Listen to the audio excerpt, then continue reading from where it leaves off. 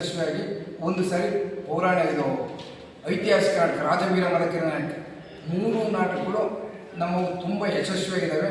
ಯಾಕಂದರೆ ಬಳ್ಳಾರಿ, ತುಮಕೂರು, ದಾವಣಗೆರೆ, ಶಿವಮೊಗ್ಗ ಯಾವ ಭಾರತದ ನಮ್ಮ ವಕೀಲರ ಸಂಘಗಳು ಹೋದ್ರು ಸಮೇತ ಚಿತ್ರದುರ್ಗ ವಕೀಲರು ತುಂಬ ಚೆನ್ನಾಗಿ ನಾಟಕ ಆಡ್ತಾರಪ್ಪ ಅನ್ನೋ ಒಂದು ಮಟ್ಟಿಗೆ ನಾವಿದ್ದೀವಿ. ಆದರೆ ಅವರೆಲ್ಲ ಹೇಳುವಷ್ಟು ಕಲಾವಿದರು ನಾವೇನು ಅಲ್ಲ ಅಂತ ನಾವಂತೂ ಪರ್ಸ್ನಲಿ ಅಂತೂ ಭಾವಿಸ್ತೀವಿ ನಾವು.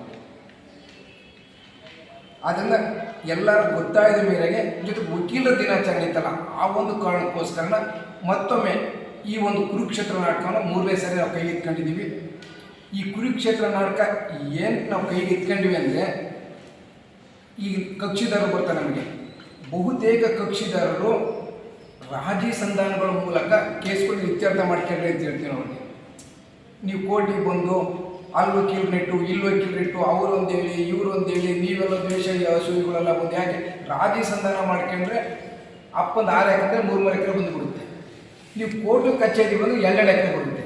ಯಾಕಂದರೆ ಅವ್ರದ್ದೊಂದು ಎಕರೆ ಹೋಗುತ್ತೆ, ಇವ್ರದ್ದೊಂದು ಎಕರೆ ಹೋಗುತ್ತೆ.